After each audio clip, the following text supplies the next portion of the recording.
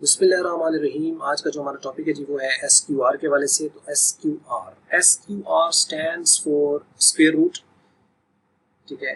और SQR function returns square root of the positive number.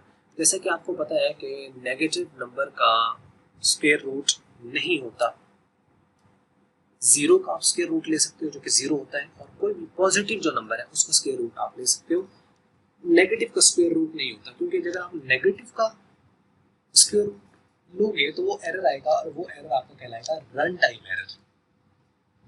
क्योंकि आप कंप्यूटर को एक ऐसा ऑपरेशन करने के लिए कह रहे हो जो कि पॉसिबल नहीं है। हर चीज कंप्यूटर नहीं कर सकता, कुछ ऑपरेशन इलीगल्स हैं जो हो नहीं सकते, तो इसका मतलब उसका आंसर नहीं आएगा। तो SQR stand for the square root, और उसके बाद ये स्क्वायर रूट रिटर्न करेगा उसका। और इसके लिए ये है कि सिंटैक्स इसका बड़ा सिंपल है, SQR और उसके बाद आगे x से मुराद कोई सी भी वैल्यू जिसका स्क्वायर रूट आप लेना चाह रहे हैं। Here x should be greater than or equal to 0, या तो ये x 0 होना चाहिए या 0 से बड़ा होना चाहिए। और इसको हम लिखें किस तरीके से, प्रिंट शुरू में लिखना जरूरी है, क्योंकि अगर आपको आउटपुट लेना है तो उसके लिए फिर आप ये लिखेंगे, अदरवाइज ये काम नहीं करती। प्रिंट, उसके बाद स्पेस SQR, उसके बाद आपने जिस वैल्यू का स्क्वायर रूट लेना है, ये कोई वेरिएबल भी हो सकता है, कांस्टेंट भी हो सकता है। तो मैंने यहाँ पे कांस्टेंट दे दिया 25, तो 25 का अंडर रूट जैसे कि आपको पता है कि वो 5 होता है, तो 5 आंसर आ जाएगा स्क्वायर। अगर SQR हम 0 करेंगे तो उसका 0 आ जाएगा, और SQR -25 करेंगे तो वो -5 नहीं आएगा, वो रन टाइम एरर होगा।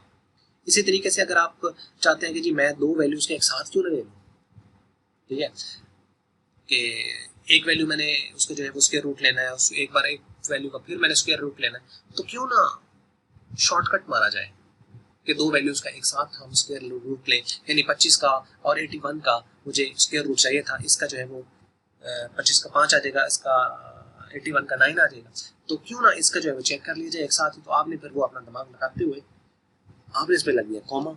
तो जब आप कॉमा, क्योंकि ऐसे होता है ना कि दो वैल्यूज आ जाए, तो नॉर्मली यही है ना, ये नहीं जितना हम सीखते हैं, जितना हम लोग उसके बारे में पढ़ते हैं, फिर वैसे ही दिमाग हमारा जितना काम करता है, फिर वो तो हम ट्राई करते हैं तो हमें समझ लगता है कि नहीं नहीं नहीं ये ऐसा काम नहीं होना था, या इससे वो काम नहीं कर रहा, फिर हमें कोई अल्टरनेटिव की तरफ जाना होता है। तो हमने क्या किया कि 25,81 कर दिया, तो इसका मतलब हमारा था कि इसका आंसर आना चाहिए 5,9, लेकिन नहीं आएगा। ये सिंटैक्स एरर है, क्योंकि सिंटैक्स में आपके पास यहाँ पे कहीं पे भी लिखा कि कॉमा सेपरेट करके आप एक से ज्यादा वैल्यू दे सकते हो। SQR only takes one input, ये सिर्फ एक इनपुट लेता है, और एक से ज्यादा इनपुट आप इसको नहीं दे सकते। लिहाजा अगर आप SQR 25,81 अगर आप करेंगे तो वो सिंटैक्स एरर होगा, only one value should be given, ठीक है।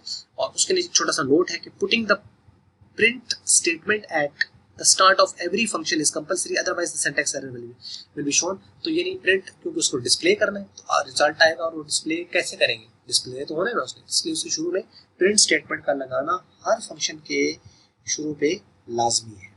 तो ये थी एक छोटी सी वीडियो, उम्मीद करते हैं आपको अच्छी लगी होगी, और बहुत अच्छी लगी होगी, और इंतहाई अच्छी लगी होगी। और फिर भी अगर अच्छी नहीं भी लगी तो कोई बात नहीं, आप इसको कर लें डिसलाइक, और अच्छी लगी तो कर लें लाइक। और वीडियो देखने का हमेशा की तरह बहुत बहुत शुक्रिया।